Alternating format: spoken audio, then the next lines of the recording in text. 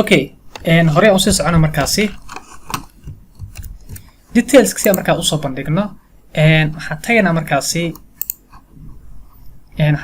post item ki ayaan tagaynaa hadda waxaan sameynay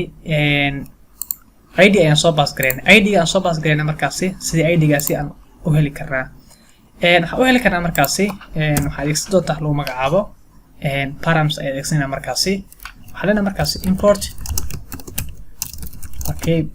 adeegsanayna marka package keeni react router okay from qalad aqoonay iska saxno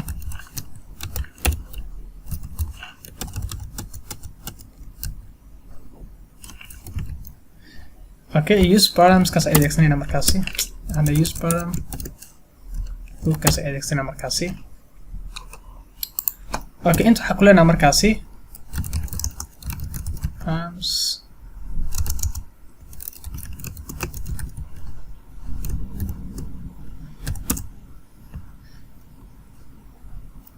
okay console.log aan fiirin paramkaas markaasi wax uu ku dhex jiro gudihiis aan aragna markaasi si faadhano waxa ku noqonaa page keeni hadda developer console ka tagno developer tool ka qaybtaas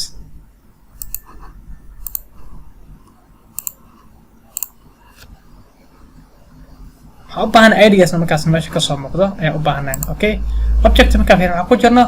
ID 17 okay back home ka tagaynaa mid kale ayaan soo dooranaynaa ID 4 mujida waan ka noqonaynaa ID 8 anaga paramka adeegsan waxay tahay URL kaas wax ku qoran inaan akhrina rabnaa oo routerka uu soo gudbay inaan akhrina ayaan rabnaa markaasi ID maadaama ID-gan waxaa ka keenay inta markii aad taagnayn appka markaa taagnayn qaybta waxaa kusoo sheegnay markaas ID haddii aan wax kale ka dhigi lahaa haddii aan dhowr tusaale ahaan arag waxaa leeyahay post ID okay save alenay hadda aan fiirino markaasi aan ka noqonaynaa wajida post ID ka soo baxay meeshaas mar walba magac xagga adiga aad ku soo qortid ayuu akhrinaa markaasi click si post ID okay ID-gan aan ku soo celinaa markaas anaga okay taas la fahnay URL ka marka waxa data waa ka akhri karnaa anagoo markaas adeegsanayna lagu magacaabo paramkaas ay adeegsanayna markaasi markaas okay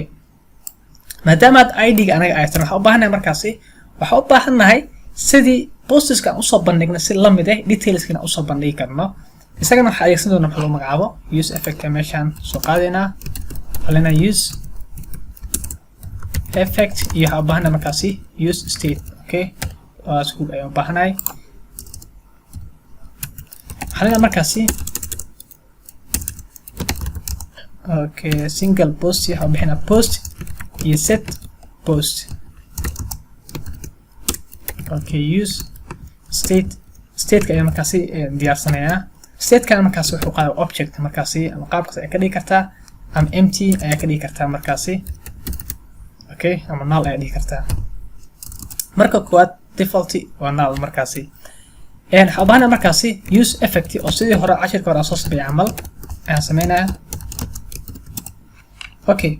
inta waxa dhexgelinaa markaasi object kaleeta ayaa markaasi shayga waxa leeyahay okay get single post waxa leeyahay markaasi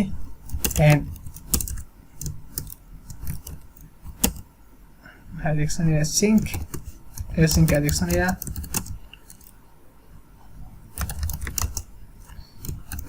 okay kada structure kan sameynaa markaasi waxa la data kala soo dhexbax kadib await alinahay kadib maxaa sheegaysaa markaasi axios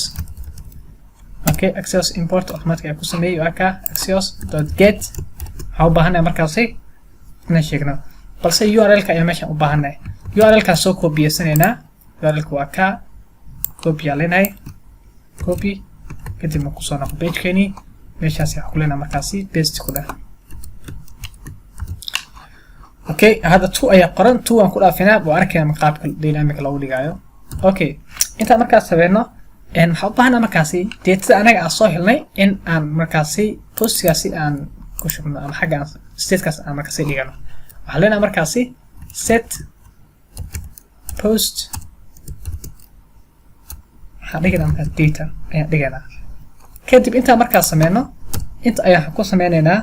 si simple ah get single function ayaa wacayna okay save inta hadda markaas sameeyno kadib kan waxaan ku sameyn doonaa console.log aan fiirino postgaas wuxuu noo hayo post page keena ku noqonaynaa marka hore ba ka soo baxday okay hadda hadii aan ku dhafano kan kamid ah click siino mid kamid ah click marka hore null kadib data ayaa la soo helay ma jeedaa datadii oo 2 ayaa markaas la soo helay id 2 ayaa la soo helay okay mid kale hadii aad doorto wili id 2 ayaa taagan id 7 ayaa taagan sida markaas dynamic lagu dhigi karaa dynamics aad u dhigtid waxay soo xaloo magaca backticks kama badmeeshan single quote ka dhahan waxa ka dhigana backtick ayaa ka dhigana bedelkeeda intan backtick ayaa ka dhigana okay 2gan ayaa ku bedelay markaasi ari macnaa $1 kaasi iyo shaygan markaasi parenthesis kaasi kadibna waxaa leenahay markaasi id ayaan sheegnaa marka id-ga sida ku ogaan karnaa markaasi id-ga wuxuu ku yahay params.id ayaa dhihi kartaa okay params.id ayaa leenahay save ayaa leenahay hadda aan ku noqonay page-keenii markaasi okay hadda maxaa kasoo baxay meeshaasi 17 okay back dheh home tag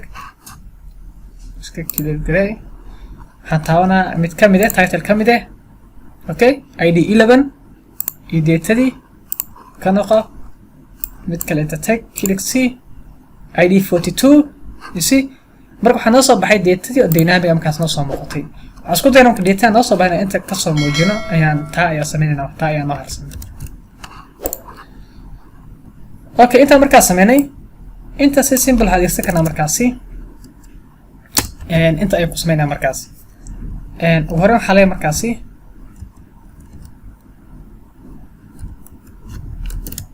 maadaama html-ka ama maxaa lahaye jsx-ka gudihiisa aad ku dhex qoraysid javascript waxaad adeegsanaysaa markaas parenthesis-kaasi waxaa leenahay markaasi haddii markaasi posti ku jiro sax tahay oo null aysan ahayn post haddii post markaasi null aysan ahayn kadibna waxaa leenahay markaasi waxaa leenahay dif adeegsanaynaa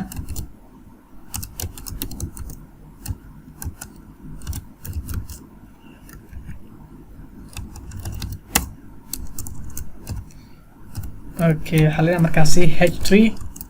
waxaan ka dhiganaa title-ka ayaa ka dhiganaa waxaa leenahay posti.title iyo waxaad adeegsan doonaa hal magacaabo paragraph waxaa leenahay asigana posti.body okay save aa leenahay hadda aan fiirino markaasi okay meesha maxaa kasoo muuqday title-kii iyo waxaa kasoo muuqday iyo body-gii okay back dheh refresh iska dhahno si waxaan isaga kelin gareyno okay isku mid in kala xaqiijinaadna kan ayaan click siinay meesha waxaa ka bilaabana ut ka bilaabana body-ga ka click siiyo meesha waxaa kasoo baxay ut jida oo datada sax ay noo soo muuqatay qaabkaas ay markaas isagana aad ku sameyn kartaa oo detailska aad ku arki kartaa posti detailskiis okay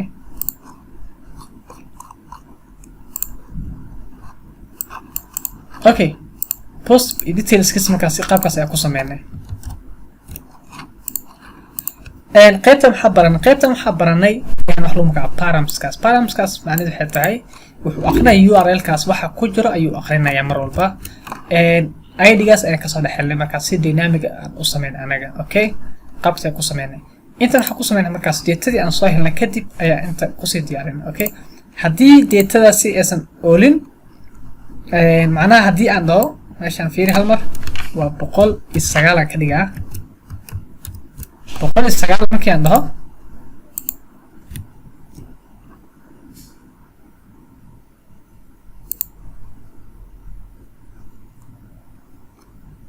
okay sababta xabay inuu soo baxo sababta muxuu ku leeyahay matqana 109 anaga adoon waa 404 noo soo baxay oo macna lama context mesh lama soo helin am page ka adiga raadinaysid lama soo helin hadii la waayo markaasi qaabkaas ay leeyahay macnaha data tan ma shaqeyso oo nama soo baxayso sideen hore ku soo celinayna dynamic ana ka dhigayna aan ku noqono markaasi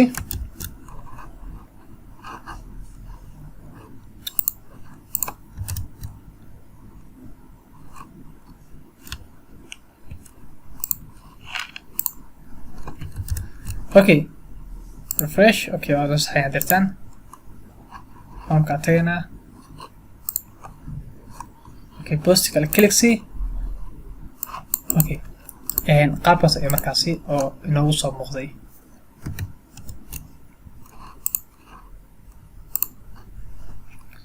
okay console kan iska tir mar walba dhamaysid waxa qurxo markaas wax walba console adiga soo sameysay inaad iska tirtid kan console kan iska tirna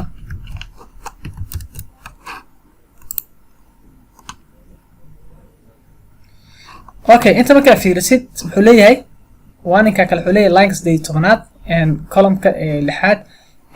use effective mar walba waxay u baahan tahay marka dependency-gaas oo paramkaas ay u baahan tahay sababtoo ah wuxuu rabaa kada marka uu isbedelo in datadan haddana colon la samaysto macnaha la baco url-kaas la baco data lasoo faji garay haddaba url-kaas isbedelo soo marka inta xabaas galeynaa waxaa leenahay markaasi params.id save hadda aan fiirino markaasi refresh okay waa nadiif hadirtaan bas aragtaanba waana nadiif